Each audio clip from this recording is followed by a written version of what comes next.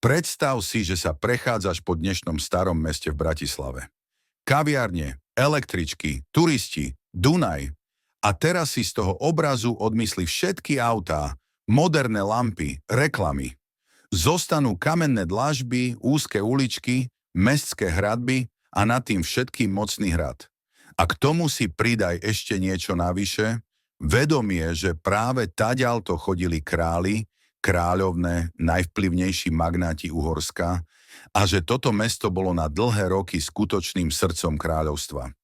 Dnešná Bratislava, vtedajší Prešporok, bola hlavným mestom kráľovského Uhorska, sídlom snemu, kráľovskej komory, korunovačným mestom a miestom, kde sa rozhodovalo o osude krajiny. Kým dnes ju poznáme ako moderné mesto na Dunaji, v tomto období bola skutočným srdcom kráľovstva. Ešte predtým, než sa do tohto príbehu ponoríme, ak ťa podobné témy bavia, budem rád, ak necháš like tomuto videu, napíšeš komentár, čo ťa najviac zaujalo a prihlásiš sa na odber kanála Dejiny.sk. Ak chceš ísť ešte o krok ďalej, môžeš sa stať členom kanála. Členovia dostávajú skorý prístup k videám, môžu hlasovať o ďalších témach a majú špeciálny odznak pri mene v komentároch. A ak ma chceš jednorazovo podporiť, môžeš využiť aj funkciu super vďaky. Všetko toto mi pomáha robiť stále zaujímavejšie a prepracovanejšie videá. Poďme sa teraz pozrieť na to, ako sa z Prešporka stalo hlavné mesto kráľovstva a prečo na to dnes tak trochu zabúdame. Na začiatku tohto príbehu nestojí Prešporok, ale južnejšie položený Budín. Tam sídlil uhorský král, tam pulzoval politický život. Všetko sa zlomilo v roku, ktorý už možno poznáš z môjho samostatného videa o bitke pri Moháči v roku 1526. Ak si ho ešte nevidel, určite si ho potom nájdi na kanáli, lebo tam sa venujem priamo samotnej bitke a jej dôsledkom. Tu si z nej pripomenieme len to najpodstatnejšie. Uhorský kráľ Ľudovít, mladý panovník bez veľkých skúseností, sa postavil proti obrovskej armáde Osmanskej ríše. Výsledok bol katastrofou. Uhorské vojsko bolo rozprášené, král zahynul a krajina zostala bez panovníka, bez jasného nástupcu a bez dostatočnej obrany. V nasledujúcich 10 ročiach, najmä po páde Budína, Turci postupne obsadili stred krajiny a to, čo kedysi bývalo jednotným kráľovstvom, sa rozpadlo. Uhorsko sa rozštiepilo na 3 časti. Stredné oblasti ovládli Turci a priamo ich začlenili do Osmanskej ríše. Na východe vzniklo Sedmohradsko ako vazalské kniežatstvo, ktoré lavírovalo medzi Turkami a Habsburgovcami. A napokon sever a západ, teda územia približne dnešného Slovenska, Burgenlandu a časti Chorvátska, tvorili tzv. Kráľovské Uhorsko pod vládou habsburského panovníka. Práve v tejto tretej časti sa nachádzal Prešporok, dnešná Bratislava, a práve tam sa postupne presunulo ťažisko uhorskej politiky. Rozhodnutie, kde bude sídliť moc, nebolo len otázkou prestíže. Išlo doslova o prežitie. Budín už nebol bezpečný, mnoho šľachticov prišlo o majetky v oblastiach obsadených Turkami a potrebovali nové centrum, kde sa zhromaždí snem, kráľovská rada, pokladnica aj korunovačné klenoty. Bezprostredne po porážke pri Moháči sa situácia vyvíjala dramaticky. Kráľovná vdova Mária, manželka zosnulého Ľudovíta, spolu s časťou dvora ušla z ohrozeného Budína smerom na severozápad. Jej cesta viedla do Prešporka, ktorý sa v tej chvíli stal útočiskom, ale ešte zďaleka nie formálnym hlavným mestom. Tu, v Prešporku, sa stretli záujmy Habsburgovcov a časti uhorskej šľachty. Vo františkánskom kláštore zasadal snem, ktorý v decembri roku 1526 uznal za uhorského kráľa Ferdinanda z habsburského rodu, neskoršieho cisára Ferdinanda I. Nebolo to však také jednoduché, pretože časť šľachticov podporovala iného kandidáta, Jána Zápolského. Z krajiny sa stalo boisko dvoch nárokov na trón a zároveň boisko medzi Habsburgovcami a Turkami. Prešporok mal v tejto situácii jednu obrovskú výhodu. Ležal síce relatívne blízko hranice, po Dunaji sa dalo dostať k ohrozeným oblastiam, ale zároveň bol dostatočne ďaleko od priamych tureckých nájazdov a chránili ho hradby aj blízko z rakúskych krajín. Preto sa stal prirodzeným miestom, kde sa stretávala politická elita. V týchto rokoch Prešporské ulice videli príchod šlachticov, ktorých hrady a majetky ležali teraz v tureckom území. Mnohí sem prišli ako utečenci, inde prišli obchodníci, remeselníci, vojaci. Mesto rástlo, bohatlo, ale zároveň žilo v neustálom napätí. Už krátko po mohačskej katastrofe pocítil Prešporok, že je na čiare frontu. V roku 1529 Turci prvýkrát v dejinách obklúčili mesto, no nedokázali ho dobiť. Obyvateľom však bolo jasné, že žijú v ohrození. V januári roku 1531 preto pristúpili k drastickému opatreniu. Nechali zbúrať kostoly a nemocnice, ktoré stáli mimo hradieb, aby ich nepriateľ nemohol využiť ako krytie a pozorovateľne pri prípadnom útoku. Kameň a materiál z týchto budov sa použil na posilnenie mestských múrov. Začiatkom roku 1532 boli do Prešporka poslané tisícky vojakov, ktorí sa pripravovali brániť Uhorsko proti ďalšiemu tureckému postupu na Viedeň. Mesto sa dočasne zmenilo na obrovský vojenský tábor, kde sa miešali jazyky, uniformy, výzbroj aj kultúry. Keď sa Turci napokon rozhodli zaútočiť na Viedeň z juhu, Prešporok ostal nedobitý. Tým sa posilnila jeho povesť bezpečného, hoci frontového mesta. Miesta, kde sa dalo vládnuť kráľovstvu, aj keď jeho stred už bol v rukách nepriateľa. Prešporok sa stáva hlavným mestom. Formálny zlom prišiel o niečo neskôr. Hoci sa snem, panovník aj kráľovská komora v Prešporku zdržiavali už skôr, až zákonný článok číslo 49 z roku 1536 oficiálne určil, že Prešporok bude hlavným a korunovačným mestom Uhorského kráľovstva. Presnejšie tej jeho časti, ktorú dnes nazývame Kráľovské Uhorsko. To znamenalo niekoľko vecí. Poprvé, v meste pravidelne zasadal uhorský snem, zhromaždenie stavov a šlachty, ktoré schvaľovalo zákony, dane i vojenské výdavky. Po druhé, sídlila tu uhorská komora, teda inštitúcia spravujúca finančné a hospodárske záležitosti Uhorska.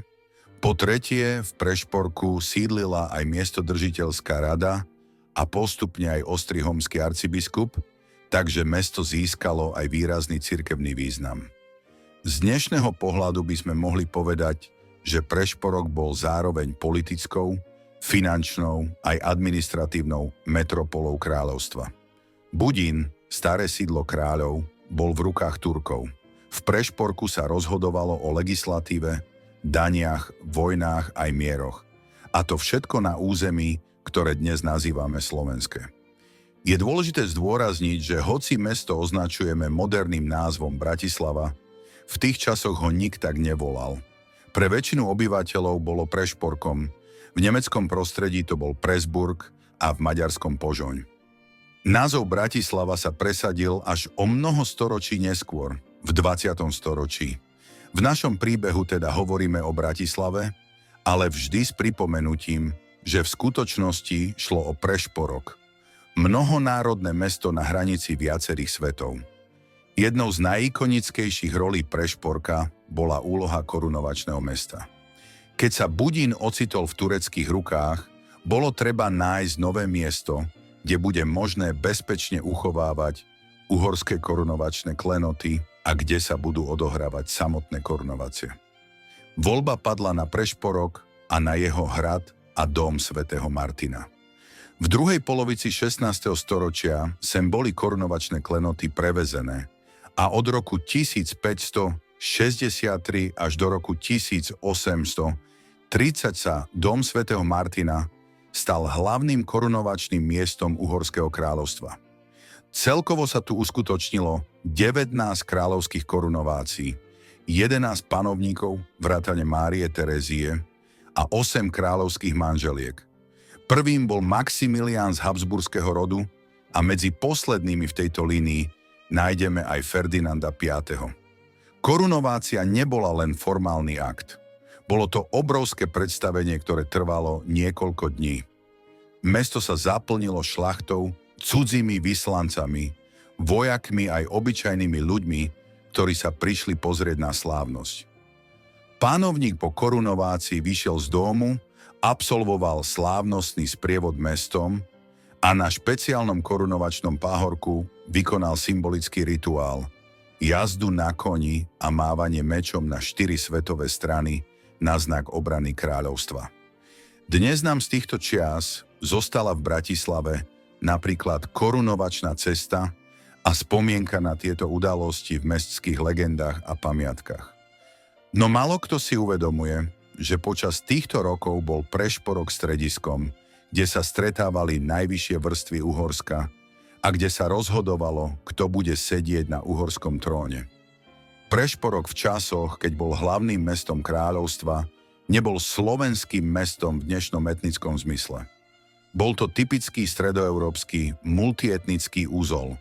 V mestskom prostredí prevažovala nemčina, úradná reč bola latinčina, šľachta často rozprávala po maďarsky, v okolí a na predmestiach žili slovenskí roľníci a remeselníci, nechýbali chorvátske ani židovské komunity. Práve toto miešanie jazykov a kultúr robilo z Prešporka ideálne miesto pre habsburskú monarchiu. Panovníci si mohli byť istí, že mesto je prepojené na širší nemecký svet, ale zároveň pevne zakotvené v uhorskej tradícii. V uliciach bolo počuť zvuk remeselných dielní, zvony kostolov rôznych konfesí, krik trhovníkov aj vojenské povely. Remeslá a obchod prosperovali, pretože mesto ležalo na významnej dopravnej tepne – Dunaj. Cez Prešporok prechádzali tovary, víno, obilie, dobytok, železo, sol aj bali tovaru smerom na západ či na Balkán. 17. storočie nebolo pre Uhorsko pokojné. Okrem neustáleho napätia s Turkami prichádzali opakovane aj tzv. Protihabsburské povstania. Bočkájovo, Betlenovo, neskôr povstanie Imricha Tököliho a napokon Veľké Rákociho povstanie. Prešporok ako hlavné mesto a symbol habsburskej moci v Uhorsku nemohol zostať bokom. V čase Bočkájovho a Betlenovho povstania v prvých 10 ročiach 17. storočia sa povstalcom podarilo mesto dočasne ovládnuť. Inokedy obsadili aspoň predmestia a došlo k stretu s cisárskym vojskom. Mesto samo sa síce väčšinou držalo, ale okolie bolo spustošené, dediny vypálené a obyvatelia trpeli. S povstaniami súviseli aj náboženské konflikty. V 17. storočí sa v meste odohral známy mimoriadny súd, ktorý tvrdo postihol protestantských kazateľov a učiteľov. Mnohí z nich boli odsúdení na galeje. Katolícka protireformácia sa tu presadila veľmi razantne. Kostoly prešli pod správu katolíckych rádov, do mesta prišli jezuiti a s nimi aj nové školy a misie. Všetko toto ukazuje Prešporok ako mesto, ktoré stálo uprostred politického aj náboženského boja a ktoré muselo neustále balansovať medzi lojalitou k panovníkovi a tlakmi rôznych skupín. 17. storočie býva pre Prešporok niekedy označované ako katastrofické. Neznamená to, že by mesto upadalo, naopak bolo dôležité a relatívne bohaté, no postihovali ho jedna za druhou veľké rany. Opakovane ho zasiahli povodne Dunaja, ktoré zatápali predmestia aj časť vnútorného mesta. K tomu sa pridali veľké požiare, ktoré v rôznych rokoch zničili celé štvrte, strechy kostolov a mešťanské domy. A napokon morové epidémie, ktoré si vyžiadali tisíce životov. Pri jednej z veľkých epidémií na začiatku 18. storočia zomrela približne tretina obyvateľov mesta. Napriek tomu Prešporok obstál. Po každej pohrome sa opäť zdvihol, obnovil svoje domy, kostoly aj hradby. Obyvatelia stavali votívne stĺpy, ako napríklad stĺp Najsvätejšej Trojice, a prosili o ochranu pred ďalšími nešťasťami. Tieto monumenty dodnes pripomínajú, že história mesta nebola len oslavou, ale aj neustálym zápasom s prírodou a chorobami.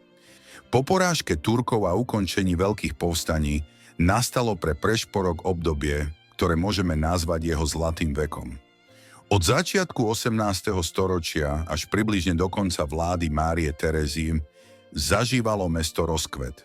Budovali sa nové paláce a kostoly v barokovom štýle, rozvíjalo sa vinohradníctvo a obchod, vznikali manufaktúry, medzi nimi aj podniky moderného typu, ktoré vyrábali napríklad papier či textil. V priebehu 18. storočia sa počet obyvateľov Prešporka približne strojnásobil a mesto patrilo k najväčším a najdôležitejším v celom Uhorsku. Dôležitým momentom bolo založenie pošty, vznik novín a rozvoj kultúrneho života.